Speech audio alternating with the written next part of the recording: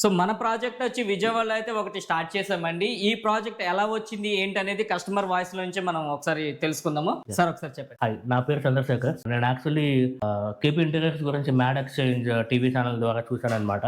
So ఆయనకి call చేయడం అనేది జరిగింది. సో ఆయన ఇమీడియట్ గా నెక్స్ట్ డేనే హైదరాబాద్ నుంచి వచ్చారు. వచ్చి మొత్తం డైమెన్షన్స్ అవన్నీ తీసుకొని ఎస్టిమేట్ కొటేషన్ కూడా ఇచ్చారనమాట.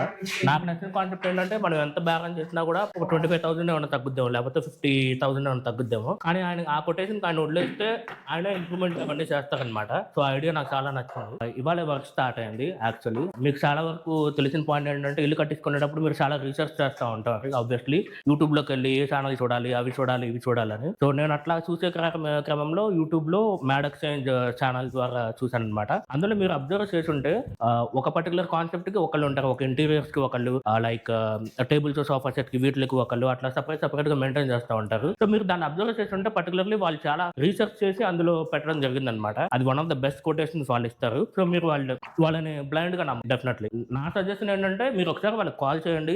వాళ్ళ దగ్గర నుంచి మీరు బెస్ట్ కొటేషన్ తీసుకోండి. మీకు నచ్చితే అప్రోచ్ అవ్వండి. డెఫినెట్లీ.